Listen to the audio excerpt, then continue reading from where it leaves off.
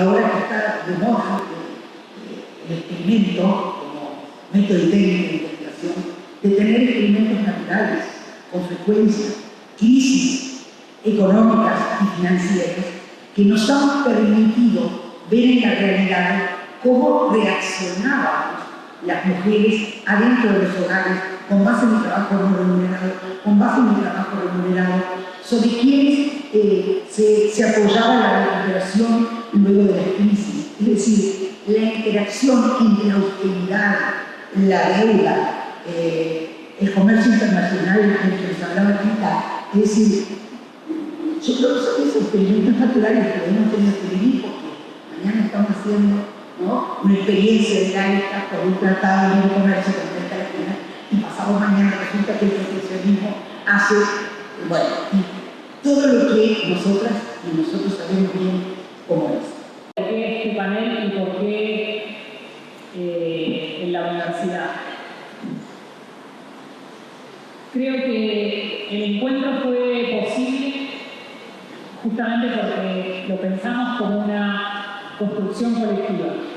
Y esa construcción colectiva, tal como lo mencionaba recién el decano de las cualidades, es una construcción que compromete e involucra a la universidad y sus diferentes áreas y espacios, como bien recién decíamos, docentes, no docentes, estudiantes, sus áreas de extensión, es decir, donde la universidad se articula con el territorio. Por eso este encuentro tiene una feria de economía popular, solidaria y feminista que va a funcionar los 2 primeros días y que ya la van a poder ver abajo del edificio de sociales en la salida. Pero también la pensamos articulada con organizaciones. Por eso cuando nos preguntaban, bueno, ¿quién convoca al encuentro?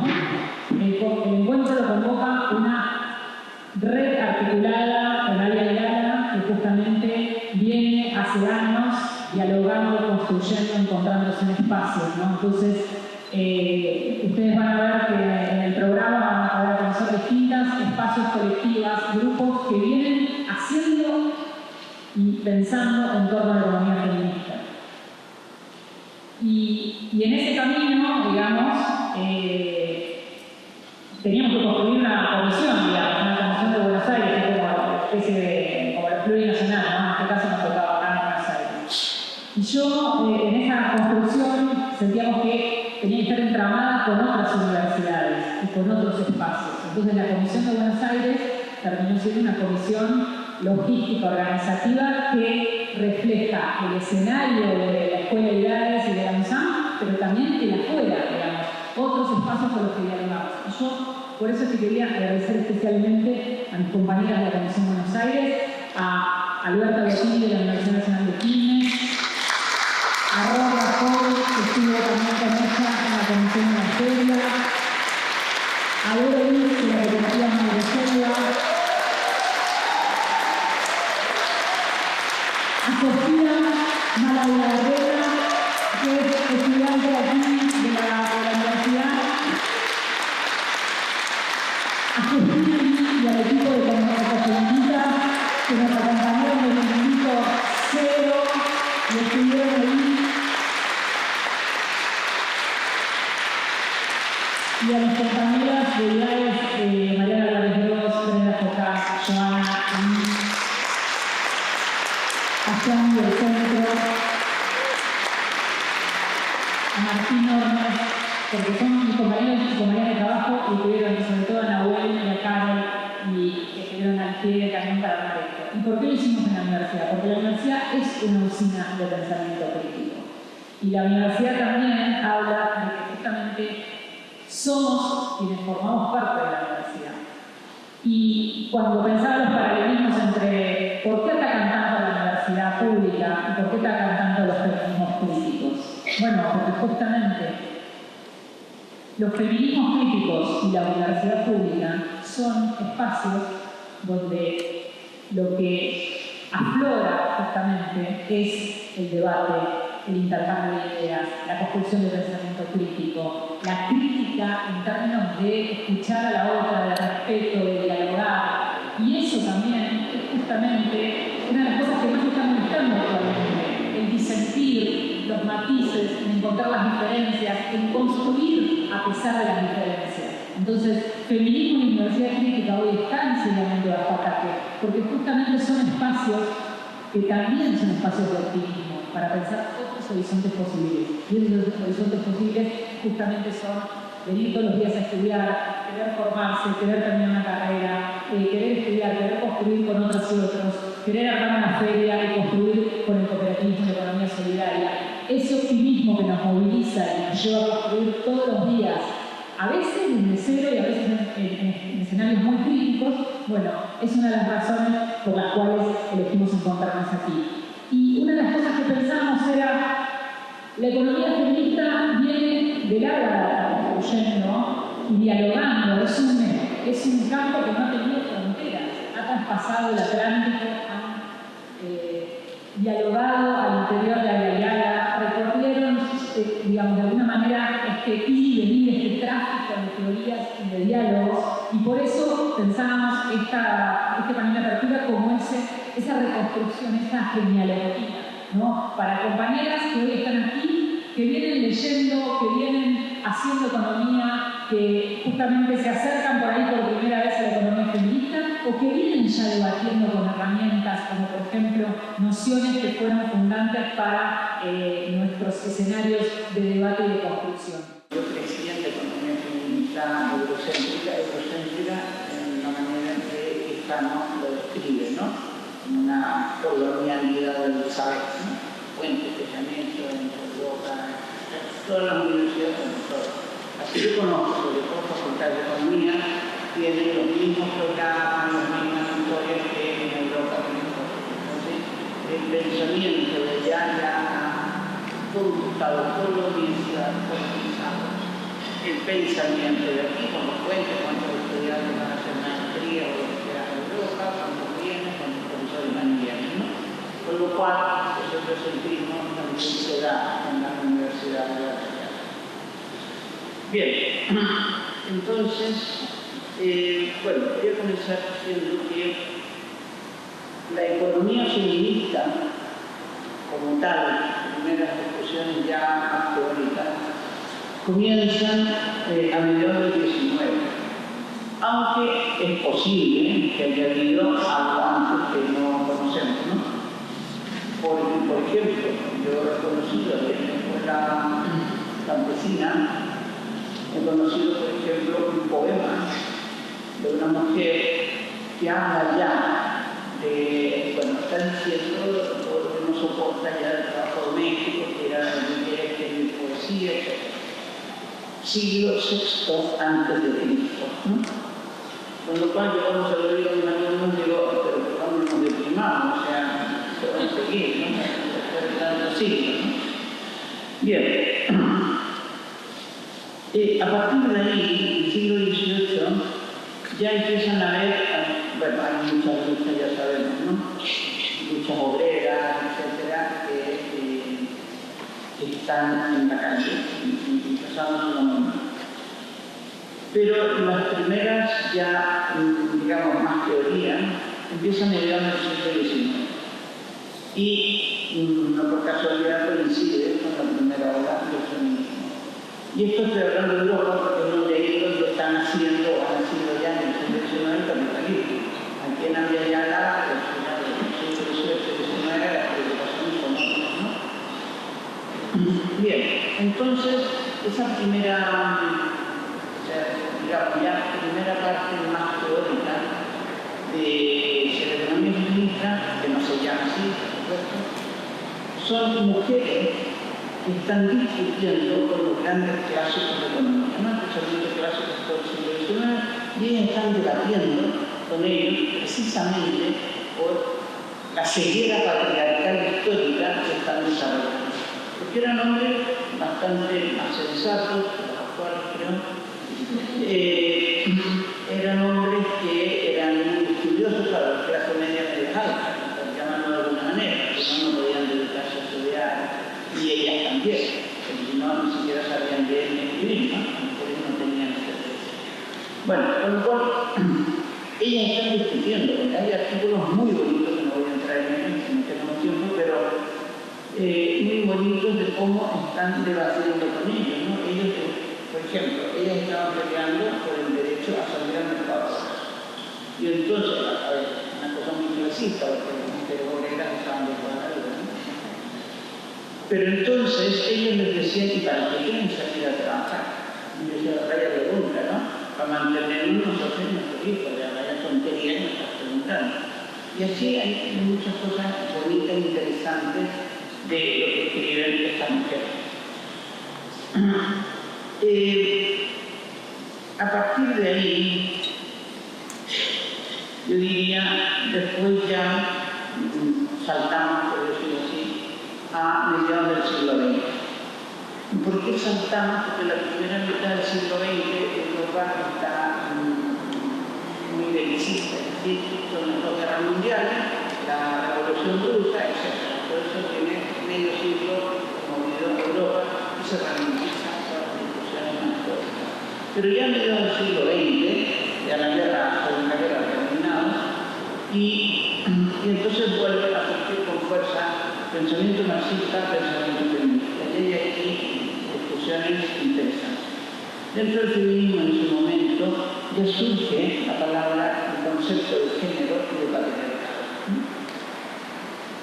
El concepto de patriarcado seguimos usándolo, se le va dando un poco más de contenido, pero se sigue usando y me parece bien. En cambio, el género ha sucedido transformaciones importantes. O sea, en ese momento, era el salido del libro de la Simone de Beauvoir, ¿no? En ese momento, la palabra género es muy potente, ¿no? Y permite entrar en muchos más debates. Y claro, eso ha ido, digamos, cambiando el sentido, ha perdido la potencialidad, se institucionaliza muchísimo y, por tanto, bueno, hoy se usa mucho menos. Yo creo que hay una cosa vaga, difusa, de cuándo se usa o no el género, ¿no? Y ya cuando empezamos a hablar de feminismo ya dejamos, bueno, muchas dejamos el género, o gran parte del género. Bien, en esos 2 años también, de los 60, 70, hay la crítica importante, fuerte a la teoría económica dominante. No voy a entrar, que la mayoría ya conocen. Solo voy a nombrar un elemento que todas ya lo conocemos, a este famoso homo económico, pero lo nombro por una solo elemento. Todos sabemos que es una economista de primera, que nunca ha cuidado a nadie, nadie lo cuida de él, que siempre está joven, sano, manejándose en los mercados, etc. El señor referente que tenemos. Pero yo creo que lo más importante de esa figura que se usa en economía es que este hombre, las características que tiene, ha hecho que se cree como se legitime la humanidad, digamos, como personas egoístas, que es lo que tenemos. Entonces, como personas egoístas, como personas que solo se manejan por razón, ya se ha creado la ciencia que se admite el pensamiento lógico, ¿no? Entonces, a todos nos incluye en este gen del egoísmo, parece, y en esta situación de que la humanidad es egoísta y solo vale el pensamiento racional. Y todos los otros pensamientos, todos los otros saberes quedan muy marginados, ¿no? Y hay un desprecio a toda la vida. Entonces, bueno, aquí es importante porque yo creo que usamos todo tipo de saberes, ¿no? Experiencias populares, saberes antiguos, etc. Bueno, a partir de ahí, sigo la historia, voy nombrando hitos que me parecen clave, ¿no? Porque no hay más tiempo. Ahí ya surge el debate sobre la noción de trabajo, ¿no? ¿Qué es trabajo? Y es curioso porque ahora hemos llegado al siglo XXI y yo creo que si hiciéramos una pequeña encuesta por ahí de qué es trabajo, tendríamos respuestas diferentes, ¿no? Una actividad que la hemos hecho desde que nos pusimos en los pies, ¿no? Y los animalitos también lo hacen. O sea, hay que trabajar, hay que hacer algún tipo de actividad para poder seguir. Yo creo que los únicos que hoy tienen una respuesta clara son nuestros estudiantes de economía, que ya te dirán que la actividad es intercambio de dinero, ¿no? Eso ellos lo tienen claro.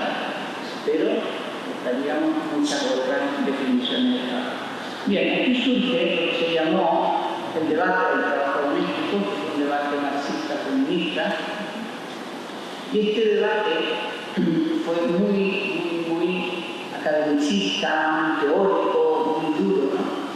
No se llegó a ningún acuerdo, porque los marxistas seguían con los conceptos de Carlos Marx, que interpretaban por otro lado, y no digo que no quiero despreciar, ¿no? Yo creo que hay algunas cosas muy interesantes, lo podemos ampliar. Total, que yo creo que ese debate para la economía feminista, para lo que nos sirvió mucho fue, en todos los debates que hubo, fueron saliendo como nuevas preguntas, ¿no? Entonces, como que nos abrió muchos caminos para continuar por otros caminos, por otros debates. A partir de ahí, se sigue trabajando y empieza a usarse el esquema producción-reproducción. Es decir, todo el debate de la anterior vez que había dos tipos de trabajo, ¿no? Entonces, el sistema funcionaba con dos tipos de trabajo separados, producción y reproducción. Bien, este tema yo todavía lo encuentro por ahí y a mí no me gusta.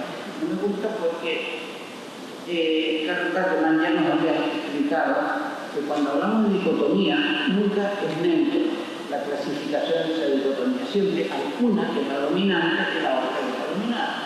Entonces eso queda muy en el inconsciente. Y entonces en este caso, si hablamos de producción-reproducción, claro, producción sigue siendo el centro porque se entiende que se produce solo para el mercado, y reproducción son todos los cuidados y todo lo que hacemos en el hogar. Que además eso es falso, porque en el hogar también producimos y a veces hay cuidados de mercado, es un solo proceso. Y la palabra producción cada vez lo usamos menos, porque los ecologistas ya nos han dicho que no producimos nada de tiempo. Nosotros miramos hacia alrededor, todo el plástico viene del petróleo, toda la madera viene de los árboles, todo el hierro viene de la tierra, etc. Todo viene de la naturaleza.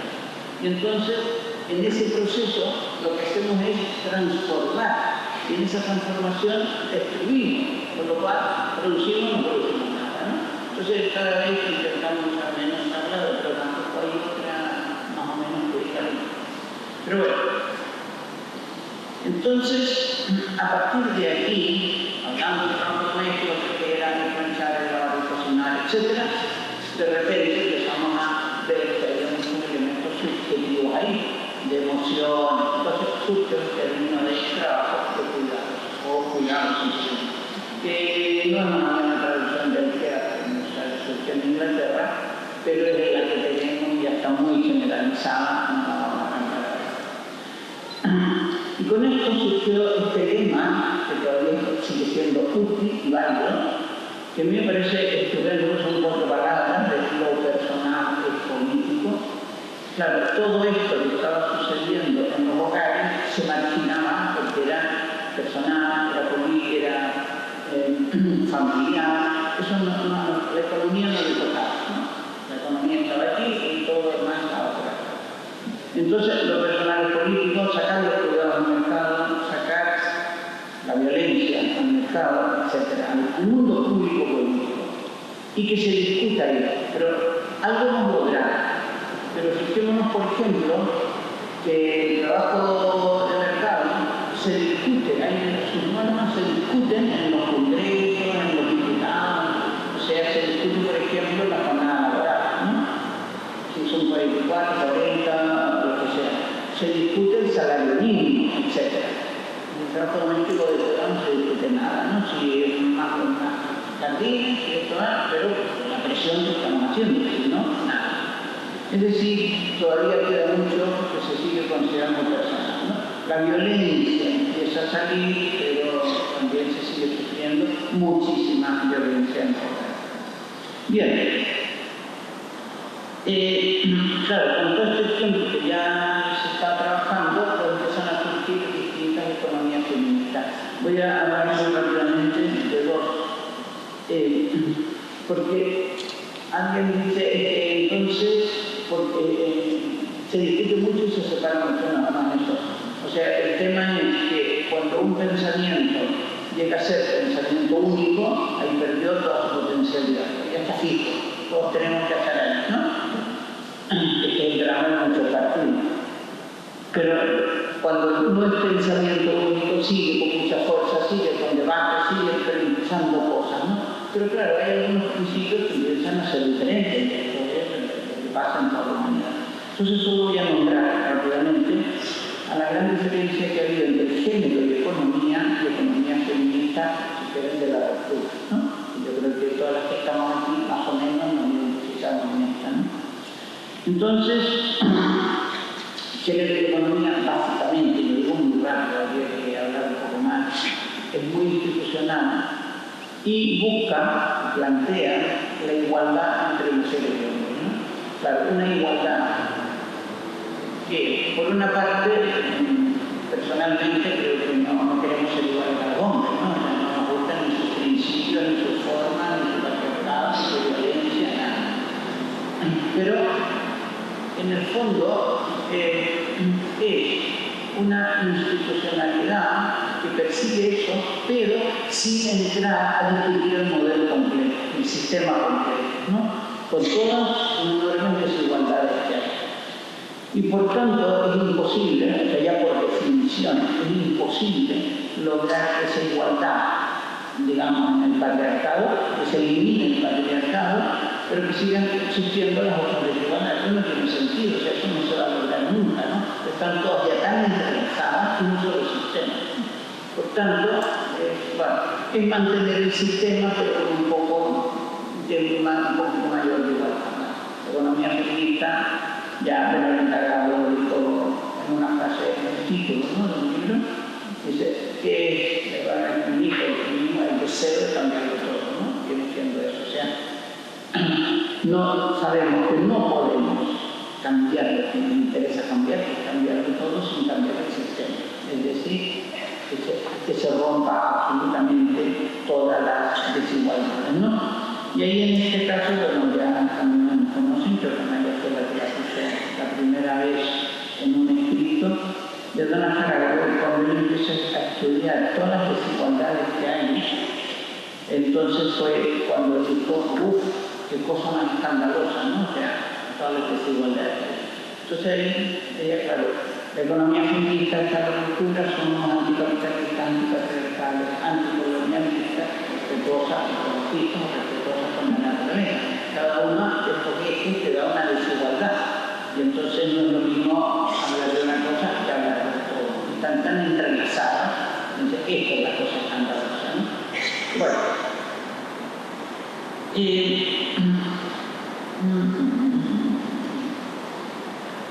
Bueno, vamos saltando cosas porque si no terminamos tanto. Bueno, a partir de ahí empiezan a haber estudios muy específicos sobre unos productos que me parecen muy importantes. Una que fue la crítica a los indicadores económicos, que yo creo que ya habían muy criticados todos, o sea, en particular su estrella del indicador económico, que es el Producto Interior Bruto, que todo se mide en los indicadores. Entonces, si crecemos al 2%, malo, al 5%, no, vamos bien. Pero ese es el primero, no mide todos los trabajos que nos vamos a mercado, pero además está destruyendo una cantidad de cosas de crecimiento que estamos absolutamente en contra, pero que además son mentiras, tal economía es mentira, son falsos. Pero bueno, esto es para decirlo también las encuestas de empleo, todo. O sea, si uno analiza bien los indicadores, no nos indican lo que quieren indicar. Y después otro elemento que también se empezó a trabajar mucho fue el tiempo, ¿no? Que significa el tiempo, pero sobre todo a medir el tiempo. Y esto en el hogar es absolutamente imposible. Se siguen haciendo las encuestas de uso del tiempo. Yo creo que con un par de encuestas, como de aproximadamente cuáles son los tiempos, un poco cambian tanto. O sea, que cambiamos definitivamente, o van a ser más, o van menos. Pero la idea era mostrar esa enorme desigualdad que no se debe, no tiene más razón de ser. Bien. Y finalmente, recordemos, y esto no se nos olvide nunca, que las mujeres somos muy diversas, ¿no? Esta es una de las críticas que se empezó a hacer aquí hace un tiempo hacia la economía feminista europea, porque hablamos de las mujeres como si fuéramos todas iguales, ¿no? Entonces, hablamos de conocimientos situados, pero no hablamos. Y esto tiene que ver mucho con todo el libro de los trabajos, ¿no? O sea, sabemos que, por ejemplo, si una sociedad es fascista, el trabajo, no, pero puede empezar a ver. Si es capitalista, si es patriarcal, primero mejor, el trabajo doméstico, de cuidado, etcétera, lo harán las mujeres. Si además capitalista, lo harán las mujeres más pobres. Y si además es machista, lo harán las mujeres más pobres, no blancas. Entonces vamos bajando por la categoría social que nos ha enseñado esta sociedad para saber qué va a ser los trabajos que tienen menos valor, que están más peor pagados, etcétera, etcétera, y que además son los más necesarios, ¿no? Pero los valores son esos. Y aquí solo voy a citar a Marta Nussbaum, porque me parece que es una frase que tiene un sentido profundo. Solo en sociedades donde los trabajos de cuidado no estén determinados por sexo, género, raza o cualquier otra categoría social, solo entonces esa sociedad puede hablar de justicia social. Es decir, podemos medir la justicia social según cómo estén repartidos los trabajos de cuidado. Si realmente no están determinados ni por raza, etcétera, etcétera, esa sociedad en su momento puede hablar de justicia social. Entonces, este me pareció un muy buen indicador para hablar de justicia social. Bien, entonces ahora solo voy a nombrar lo último. ¿Qué pasa aquí? Sí. Entonces, lo último, ya un tiempo llaman hacia acá. Hay un entronque entre el feminismo y el ecologismo, y después se empieza a llamar ecofeminismo, pero la palabra ecofeminismo me gusta usarla porque tiene como definiciones distintas aquí en Europa, en allá, ¿no? Yo creo que yo lo he puesto más, creo que tampoco ahora allá, pero es más como ecología política, ¿no? Estudiar el cambio climático, etc. En Ambiayana es más que va a ser anticontra el activismo, la soberanía alimentaria, la semilla, etc. ¿no? Todo eso. Pero quería terminar. Y entonces con todo esto, ¿cómo vemos que funciona el sistema? Si nosotros vemos aquí el mercado quiere decir producción para el mercado, consumo de mercado, distribución por mercado, etc. ¿no? Este mercado, ¿cómo se aguanta? Bueno, tiene dos grandes pilares. Uno, que es todo el trabajo del hogar, cuidados, etcétera, que entrega mano de obra a este mercado. Y por otro lado, al hacer este nexo con el ecologismo, tiene otra pata que es la naturaleza. El mercado despoja a la naturaleza de toda la materia prima, energía, agua, etcétera, para acumular capital. Entonces, claro, su objetivo es la acumulación de capital en manos privadas, ¿no? Y miramos las grandes plataformas, los grandes ricos se van disminuyendo. Y entonces, y por otro lado, decimos, bueno, ¿cuál es su objetivo ese? ¿Cuál es su objeto de estudio? El mercado. Y estas dos partes que tengo aquí que aguantan el mercado, ¿por qué lo pueden aguantar? Porque no tienen, o sea, aquí no hay contabilidad, ninguno de los dos. Claro, ¿qué precio tiene la vida misma? Bueno, hoy hay ideas que no valen nada, pero es una cosa del asesinato que está haciendo este sistema. Entonces, hay ideas que no valen nada, pero si nosotros nos miramos aquí, ¿qué precio tiene el hijo de cada uno? Tiene precio. ¿Qué precio tiene aquí la fotosíntesis, por ejemplo? La necesitamos para vivir y no sabemos hacerla. O sea, lo hace la naturaleza, ¿qué precio tiene? Entonces, traspasan costes aquí que aquí no tienen precio. Entonces van destruyendo todo esto con su pata de afirmación. Bien, no voy a hablar ya de esto en el siguiente. Ahora le pasaré el testigo a Maya y Tita hablará después de lo que ya toda la economía feminista que se ha creado en la Yayana, diversa y la colonial, etc. ¿no? Ya no voy a entrar. Hay las cosas que querríamos decir que resulta realmente difícil sintetizar. Yo tengo un poquito la labor de cuáles son algunos de los conceptos clave que hemos ido construyendo en todo este tiempo juntas, en los últimos, ponle lo que sea, 20, 30, 40 años, que cada quien hemos llegado en el camino en un momento. Ese es un poco mi cometido. Intentaré vincularlo con cuáles creo que son los retos, o sea, desde ese recorrido, los retos de la economía feminista que nos enreda Entonces, por empezar, yo diría 3 conceptos fundamentales que tienen que ir juntos, que no se puede quedar ninguno por separado. Sobre todo el último de ellos que mencionaré es el tema de cuidados, porque a veces parece que se reduce la economía feminista a cuidados.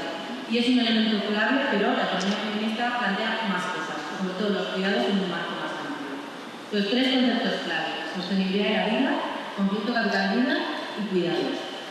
Empezando por el primero. Sostenibilidad de la vida es como nuestra apuesta de corazón y de raíz. Es una apuesta por mirar desde otro sitio y por construir otra cosa. Entonces, es una apuesta por descentrar a los mercados como aquello que nos obsesiona a la hora de entender el mundo, como aquello que rige cómo entendemos el trabajo, cómo entendemos el bienestar, cómo lo entendemos todo, ¿no? Pero sobre todo es una apuesta por mirar desde otro sitio, porque lo que queremos es denunciar un mundo donde los mercados están en el centro y esto se hace a costa de la vida. Entonces necesitamos mirar desde otro lugar para poder cuestionar un mundo donde los mercados están en el centro a costa de la vida. Entonces la apuesta por la sostenibilidad de la vida en el centro nos ha permitido, ese decir que economía no es dinero, que trabajo no es lo que se paga, que economía son los procesos que sostienen la vida, que generan los recursos imprescindibles para satisfacer nuestras necesidades o deseos, las necesidades que se decía desde las compañeras de Mesoamérica. Entonces, decir esto nos ha permitido sacar a la luz un montón de trabajos ocultos, un montón de trabajos que no entran en esa contabilidad que estaba diciendo Cristina. Y hemos nombrado algunos, pero nos queda muchísimo por nombrar. Nos ha permitido sacar a la luz desigualdades que pasaban ocultas, las desigualdades dentro de los hogares, pero más allá, las desigualdades que atraviesan hogares también, las desigualdades cada vez más entre el urbano y lo rural, que las vamos nombrando. Nos permite nombrar cosas que antes no nombrábamos. Pero sobre todo, yo creo que hablar desde la sostenibilidad de la vida nos da como mucha rebeldía, mucha fuerza política, porque no estamos hablando desde su terreno, desde los mercados, sino que estamos hablando desde el nuestro, que es la vida misma.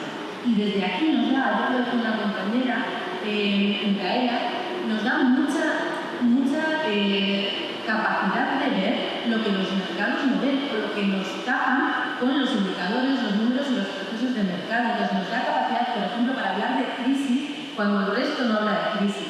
Nos da mucha lucidez el mirar desde la vida, da mucha fuerza política, porque estamos peleando por cosas concretas, por vidas concretas, y nos da también, creo, mucha capacidad para democratizar el conocimiento. Porque si tenemos que hablar de tipos de cambio, de balanzas de pago o de cosas de esas, algunas podremos, otras no podremos, pero si tenemos que hablar de la vida concreta, todas podemos hacerlo. Entonces yo creo que esta es una apuesta fundamental que se hizo desde el principio y en la cual nos sustentamos, ¿no?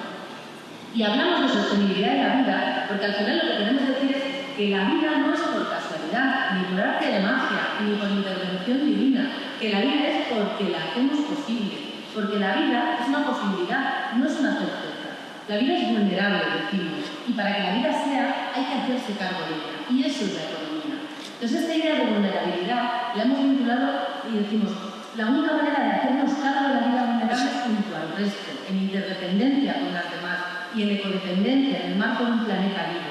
Y estas son palabras que quizás han sido un poco teóricas y académicas, que desde otros contextos fuera de la Europa blanca urbana que se tuviera, se vinculan de una manera como mucho más directa con experiencias de vida, donde la vida mía no es la vida mía sola, sino que es la vida con el resto, que es la vida en una tierra viva. Y aquí nos van apareciendo las ideas de territorio-cuerpo, de territorio-tierra, o de cuerpo-tiempo-territorio.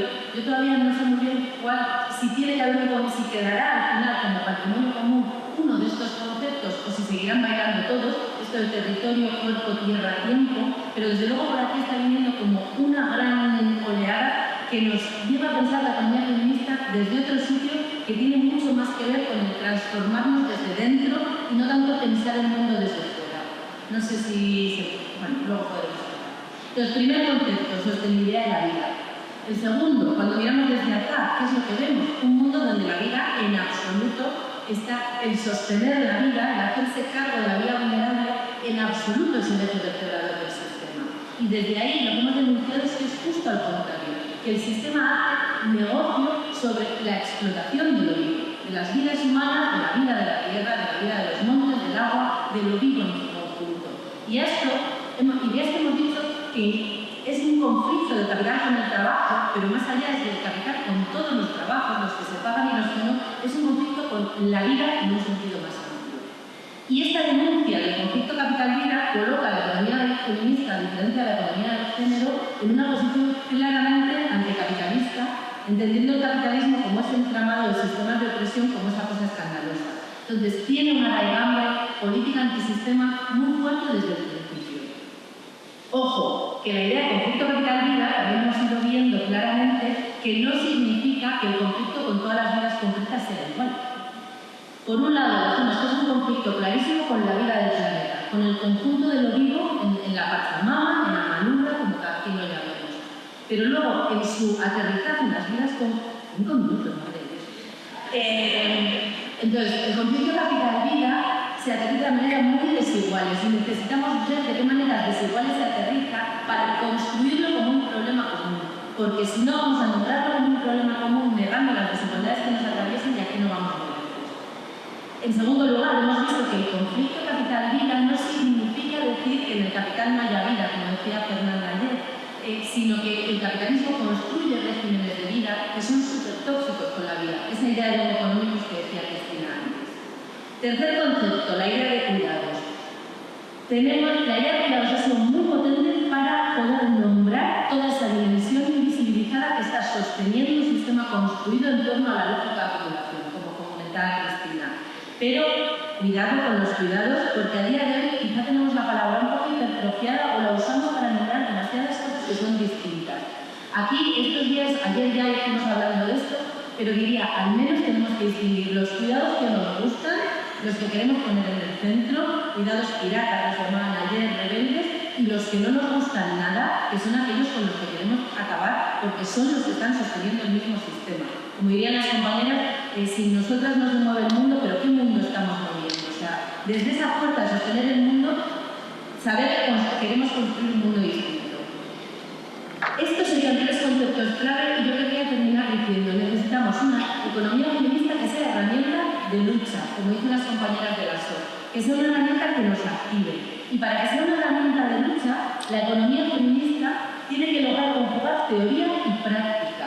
Entonces tiene que construir un conocimiento que esté vivo, que se alimente de lo que sucede y al mismo tiempo las prácticas tienen que tener capacidad de nombrarse, porque lo que no nombramos no existe. Yo creo que la economía feminista hasta ahora la hemos usado mucho para describir el sistema con el que queremos acabar, el modelo que nos mata, pero necesitamos usarla cada vez más para nombrar las grietas en el sistema, los horizontes, las grietas de esperanza. Tiene que ser colectiva, y ser colectiva es un ejercicio muy duro a día de hoy, porque si hablamos de la economía feminista como conocimiento, vivimos en un mundo con un régimen de individualización absoluta del conocimiento, hay que citar, hay que poner nombres. Entonces, ¿cómo rompemos con eso? Y si hablamos de práctica, también tenemos una tendencia enorme a buscar, por ejemplo, héroes o heroínas individuales. Entonces, ¿cómo escapamos de esa individualización que nos carcome? Y una herramienta de la economía feminista como herramienta de lucha tiene que ser internacionalista. Y yo creo que este es quizá el gran salto que da hacia donde yo podría entender este encuentro, que intenta construir ese internacionalismo con fuerza, ¿no? Y para que sea internacionalista no tiene que formar parte de ese ejercicio de colonialidad del saber del que hablaba Cristina, donde hay tantas voces a las que no escuchamos, porque no son voces que nos den, sino voces que no tenemos capacidad de oír, y las hay en el norte global, no escucha el sur global, pero tampoco escucha sus propios sures, no escuchamos a las mujeres campesinas, a las mujeres populares, a las mujeres migradas. Entonces, ¿cómo hacemos para escucharnos todas, para callarnos algunas también, para hacernos cargo del lugar de iniciación, del lugar desde el que hablamos? Por ejemplo, ¿cómo podemos ir con la idea de que los cuidados se resuelven a través del estado de bienestar urbi et orbi, en cualquier sitio, cuando sabemos que el estado de bienestar ha sido una excepción histórica, sostenida sobre la desigualdad global? Entonces, hacernos cargo de todo esto, ¿no? Para que sea internacionalista necesitamos también juntas tener capacidad para comprender procesos que nos atraviesan a todas, procesos globales, porque la economía feminista como herramienta de lucha se arraiga en el territorio, pero tiene que tener capacidad de entender procesos globales, porque el poder corporativo es global y lo atraviesa todo, porque el proceso de ataque a la vida y de precarización de la vida lo atraviesa el conjunto del mundo, y esto, las que habitamos las zonas de acumulación, lo que nos está diciendo es que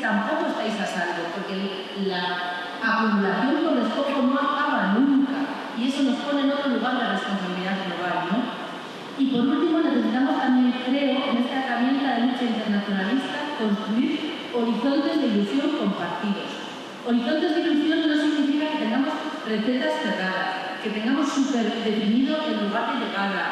No significa también hablar de un horizonte compartido, no significa decir que no haya conflictos, porque necesitamos verlos y abordarlos, porque nos atraviesan desigualdades.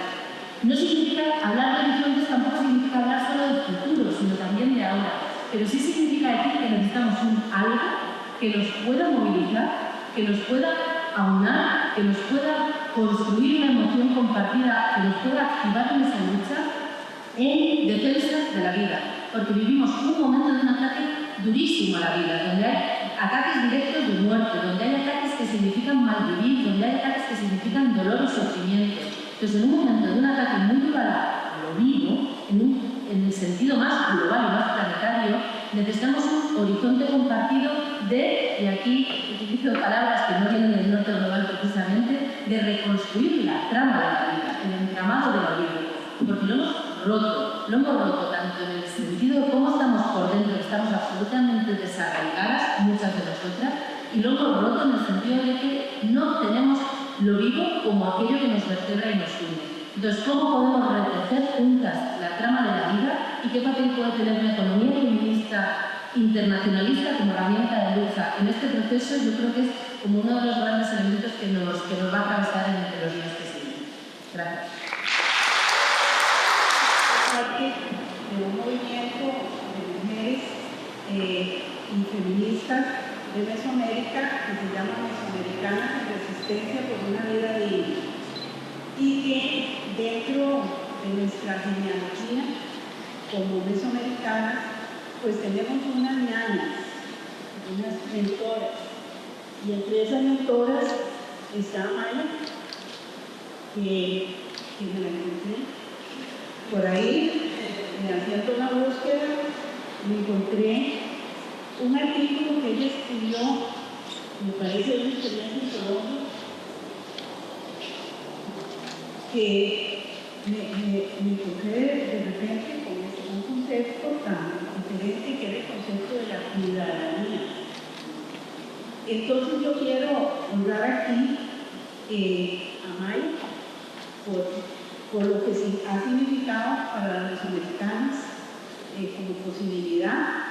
Quiero también honrar a Cristina. Cristina, hemos aprendido mucho y yo creo que ellas dos, junto con otra mujer que no puedo dejar de nombrar, que es Antonella Pitti, Antonella, que ha sido tan importante, también fue muy importante en el desarrollo de la propuesta de las mesoamericanas. Quiero también poner a Ana Espino, a Norma Sanchís, a Miriam Nobre, que somos mujeres que venimos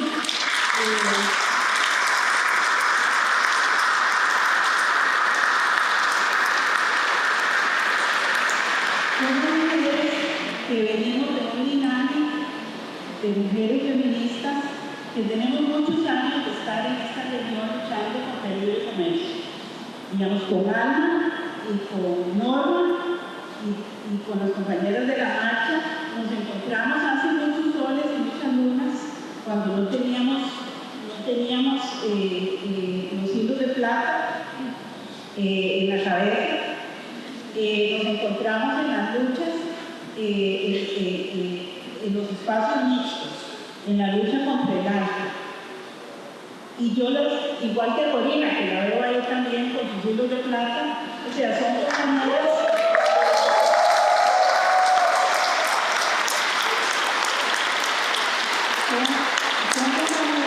que desde la mesoamericana reconocemos y honramos como nuestras ancestras, como nuestras ñañas, ¿verdad? Y que somos herederas de una lucha que es una lucha colectiva, ¿verdad? Las mesoamericanas somos un movimiento que articula alrededor de 15.000 mujeres del sureste mexicano, de Chiapas a Panamá, y que recuperamos desde una postura política el concepto de Mesoamérica, no de Centroamérica. Mesoamérica como una identidad cultural desde la cual nos posicionamos para ver nuestra historia y entendernos de otra manera. Somos alrededor de 15.000 mujeres, donde hay un colectivo enorme de mujeres mayas en Guatemala, ¿verdad? Siendo tan grosera de nombrarlas a todas mayas, que son tan diversas, mujeres tan diversas de su pueblo, que también tenemos una marca muy importante de las centrales, las choles de Chiapas, con todos sus aportes sobre el buen vivir, sobre el vivir bien, sobre la vida digna desde Guatemala, desde Uxcat, ¿verdad? Que son los lugares a los que nosotras hemos vuelto a ver, ¿verdad? Entonces creo que ya dije que somos alrededor de 15.000 en toda la región, somos un movimiento, no somos una organización, somos un movimiento y así nos vivimos. Entonces, y reiterar que nacimos dentro de la resistencia a los tratados de libre comercio, de una resistencia antineoliberal, pero sobre todo de una resistencia anticapitalista, pero que también asumimos una resistencia antirracista. Una como yo, que he sido nombrada mestiza, no sé quién soy, porque yo soy fruto de una mezcla que fue una mezcla no haciendo turismo, somos fruto de la violencia. Mi mestizaje es fruto de una violencia matricial que nos ha configurado. Entonces, bueno, esos somos las mesoamericanas. Quiero decir que la economía feminista nos cambió la vida, nos cambió la ética y nos cambió el proyecto político. Ha sido la economía feminista de la ruptura, en una imbricación, porque no es una intersección muy erótica con las cosmovisiones de los pueblos originarios, que es donde nosotras volvemos a ver. Ya dije que somos más o menos 15.000, más o menos 220 organizaciones de mujeres a lo largo de la región, la mayor parte mujeres de territorios, no de sectores sociales, mujeres de territorios donde la mayor parte son de pueblos originarios, ya dije, centrales, toriles, choles, mayas, lencas de Honduras, náhuatl y pil de El Salvador, cabecas de Bejares de Costa Rica y mujeres nobles de Panamá.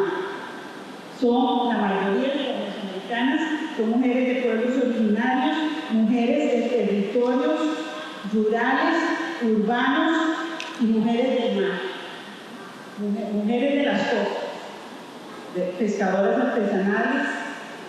Son mujeres que están luchando la vida en las costas. Y también tenemos mujeres, muchas mujeres, de algo que nosotros nombramos que son identidades políticas también, pero que las nombramos como mujeres de territorios temáticos. Por ejemplo, tenemos organizaciones de trabajadoras domésticas, tenemos organizaciones de mujeres trans, de mujeres lesbianas, bisexuales, trabajadoras sexuales, muchas mujeres en Mesoamérica están organizadas como mujeres viviendo con VIH, mujeres jóvenes, tenemos mujeres que se nombran agrodescendientes, que son mujeres que descienden de algo que antes hubiéramos llamado mujeres campesinas, que se asumen agrodescendientes y mujeres migrantes, y que es una economía feminista, la de las mesoamericanas, que se potencia a partir de las cosmovisiones de los pueblos originarios mesoamericanos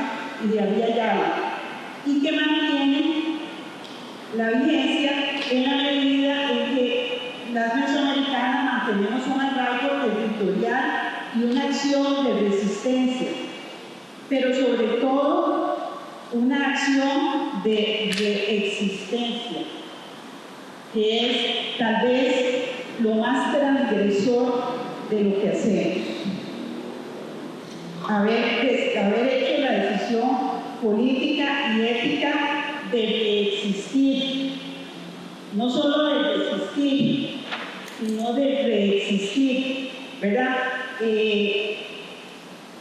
Reconociendo que somos un movimiento que resiste y reexiste a partir de una propuesta política y ética antisistémica, que reitero, no es solo antineoliberal, sino que es anticapitalista, y en donde la postura antirracista es muy importante.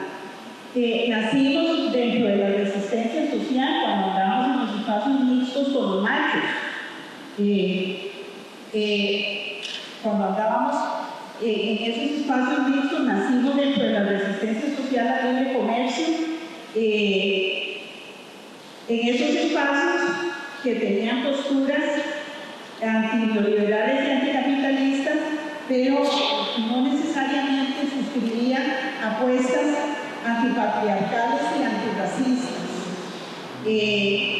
Ya para el 2003, porque ya somos grandes, tenemos muchos años de existir, ya teníamos una casa propia. Ya habíamos para el 2003 integrado las mesoamericanas en resistencia con una agenda centrada en la agenda económica de las mujeres. Y ahí es donde se da el cruce con la economía feminista, ¿verdad? Porque nosotras pues tenemos una historia en donde también hay que decirlo, o sea, no nacimos en una maceta, pasamos por los proyectos productivos, por todos estos lugares pasamos hasta que nos fuimos aclarando, y el encuentro con Cristina, con Antonella y tal vez con compañeros de la Banca Mundial en un encuentro en un foro en Ecuador. En Ecuador fue definitivo, fue un parteaguas. Habernos encontrado en ese curso con la economía feminista, pues nos abrió la mirada. Muy importante fue, porque también nosotros teníamos dentro de esa historia que teníamos muchas compañeras vinculadas al tema de los microcréditos, al emprendedurismo, a los proyectos productivos, pero la economía feminista nos amplió la mirada y muy rápido nos orientamos a la defensa de los derechos económicos en un sentido más amplio, poniendo los temas de tierra, de biodiversidad, de agua, de las semillas, ¿verdad? El tema de las semillas, tan importante, el aire, el trabajo remunerado digno, y también la generación de ingresos, porque también nosotras entendemos, digamos, en las mesoamericanas, acuñamos un concepto que es el de experiencias económicas de resistencia, que es tal vez como el más radical, que eso tiene implicaciones desde lo personal hasta lo organizativo, y en donde afirmamos que hay que descuidar, que tenemos que descuidar, que hay que quitar tiempo y trabajo del cuidado de otras y otros. Horrible suena, ¿verdad? Espantoso. Pero que hay que descuidar, y que es muy importante tratar de trabajar menos.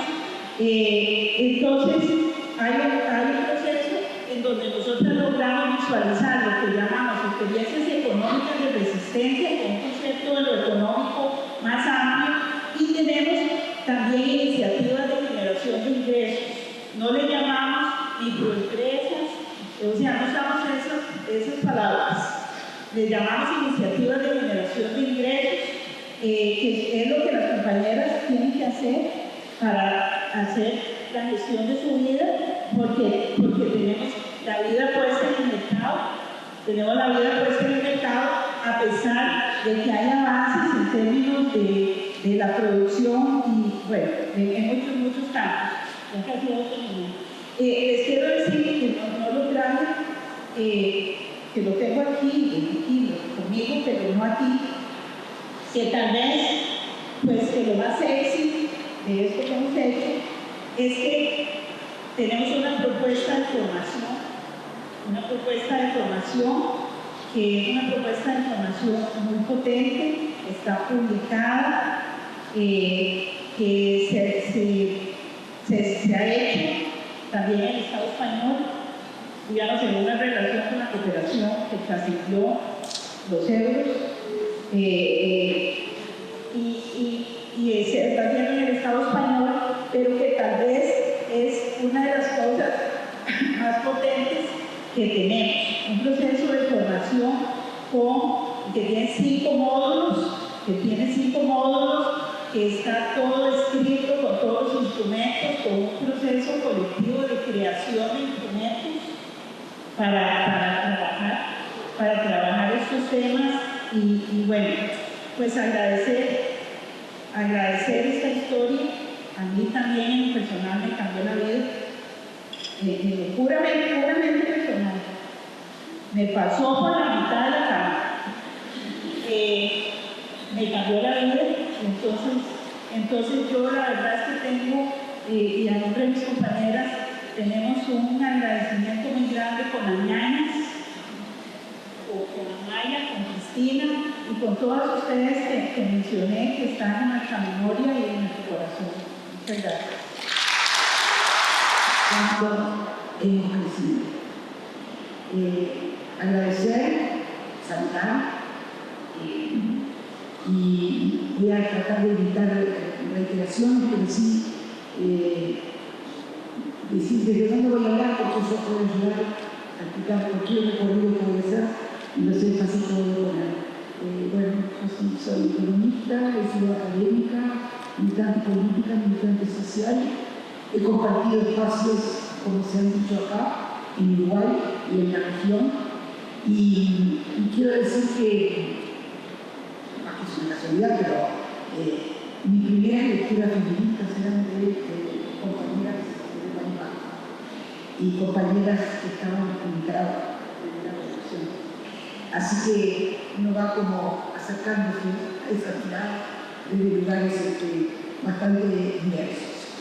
Entonces, desde ese lugar, a mí lo que yo quisiera hoy es como señalar que hay algunos conceptos, algunas ideas de la economía feminista que a mí me parece que en América Latina hemos contribuido a crear y a recrear en un contexto específico, político y económico muy distinto a aquellos conceptos y aquellas lecturas que hacíamos en una formación, como yo digo, de experiencia prácticamente autodidacta, porque nosotras, las latinoamericanas, tenemos la posibilidad de estudiar economía feminista hace muy poco tiempo en instancias formales de educación.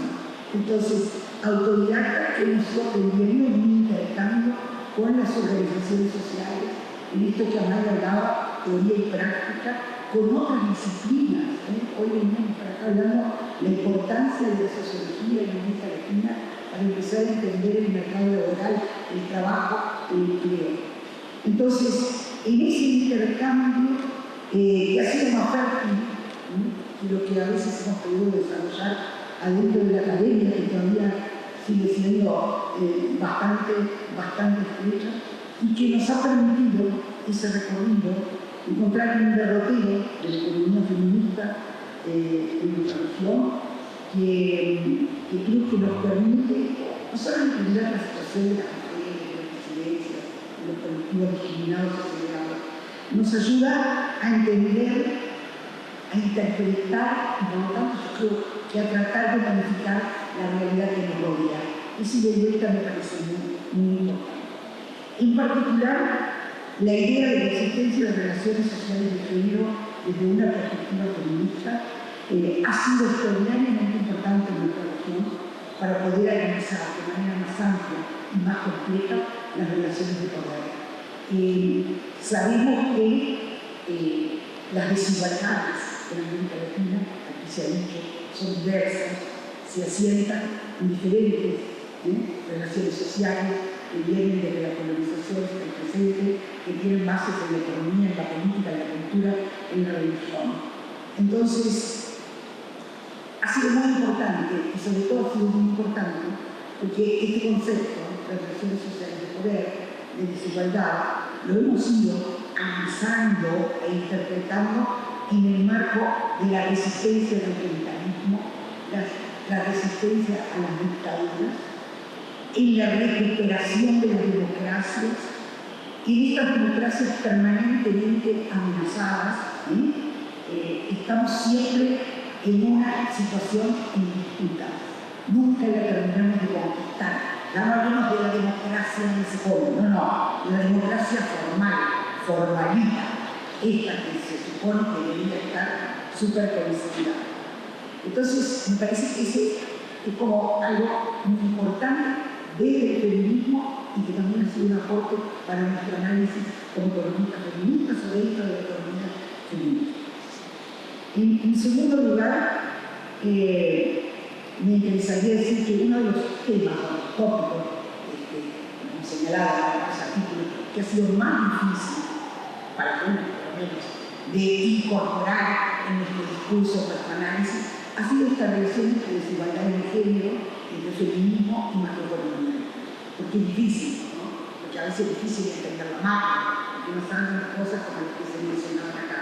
Pero nosotros hemos tenido la posibilidad en América Latina, lo voy a decir de manera irónica, por supuesto, ahora que está de moda el experimento como método técnico de investigación, de tener experimentos naturales con frecuencia, crisis económicas y financieras que nos han permitido ver en la realidad cómo reaccionábamos las mujeres adentro de los hogares con base en el trabajo no remunerado, con base en el trabajo remunerado, sobre quienes se apoyaba la recuperación luego de la crisis. Es decir, la interacción entre la austeridad, la deuda, el comercio internacional del que les hablaba ahorita, es decir, yo creo que son esos experimentos naturales que debemos tener que vivir porque mañana estamos haciendo, ¿no?, una experiencia dinámica por un tratado de libre comercio con América Latina y pasado mañana resulta que el proteccionismo hace, bueno, todo lo que nosotras y nosotros sabemos bien cómo es. En tercer lugar, muy importante, me parece muy importante, lo mencionaba creo Cristina y también se mencionaba en la mesa, y es la noción de trabajo. Y es eso, ¿no? Es decir, cualquier estudiante de primer semestre de economía que dice perfectamente qué cosa es trabajo, ¿no? Y qué trabajo es empleo. Pero nosotras hemos podido, y me gustó mucho que hicieron encontrar como los trabajos ocultos, porque no solamente esta noción de trabajo de la economía feminista nos permite entender y comprender qué pasa con lo que las mujeres hacemos cuando no nos pagan para hacerlo, qué pasa cuando las mujeres cuidamos a alguien, sino que también nos enseña y nos permite entender, conocer mejor estos mercados laborales, que no son como los mercados laborales de los libros de texto, donde hay trabajo oculto, trabajo no remunerado, trabajo mal remunerado, trabajo precario, y por supuesto, donde las mujeres tenemos una importante inserción. Entonces me parece que ahí y creo que hemos sido reconocidas en algunos ámbitos, incluso académicos, como más serios, por encontrar herramientas nuevas y formas de interpretación que nos permitan conocer mejor los mercados laborales, captar mejor y entender las dinámicas. Finalmente, quisiera terminar con la cosa de los cuidados. Yo también tengo cada día más reflexión crítica, autocrítica sobre los cuidados. y tengo mi propia idea, pero a mí me gustaría insistir en algo que yo creo que no está presente y que es tan importante en nuestras ciudades latinoamericanas, especialmente, y que tiene que ver con los cuidados de nosotras, nosotros. No es solamente qué hacemos con los niñitos dependientes del hogar nuclear que mamá y papá tienen que salir a trabajar. No es, que también es, el problema de las personas, los adultos mayores, que cada día son más, que nacen menos y tenemos cada vez más adultos mayores, que también tenemos una nación amplia de cuidados en todos los barrios donde las y los adolescentes están a merced del narcotráfico, la violencia, el descuido. ¿Quién nos cuida? ¿Quién cuida? Y me parece que eso lo tenemos que incorporar, porque todas las formas de violencia patriarcal, machista, que se generan en esos ambientes descuidados lamentablemente, me parece que los tenemos que conectar. Así como conectarlos, por supuesto, con todo lo que tiene que ver con los recursos naturales en una región donde el abuso, el extraabuso, de la explotación de los recursos naturales va exactamente en contra de estos principios de los que nos hablaba María recién y que tienen que ver con la vida. Yo creo que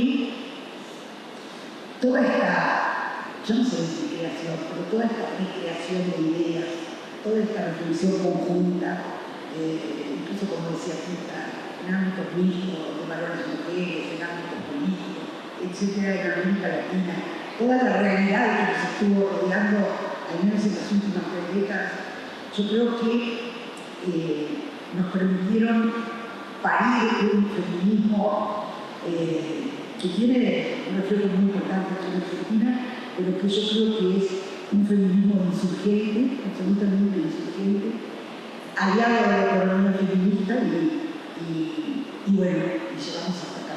Muchas gracias. Muy bien. Gracias a María, Alma, Tita y Cristina. Y entonces hemos dado la apertura formal. Quería, porque ustedes no se piensen que esto se organizó solo así, pasar a la segunda tanda de agradecimientos del inicio que mencionamos. Me parece importante, dado que ahora se viene la mesa de las economistas, la miro a mi amiga querida Corina Rodríguez Enríquez, y con ella quería agradecer especialmente a las economistas de la casa que nos acompañaron y nos ayudaron y son parte también de la comisión organizadora de IAES. Cori, a la cabeza por supuesto, Marina Rubinstein, Paco Lozada, que es del Comahue, Daniela González, que es del Comahue, Marian da Silva, del Comahue,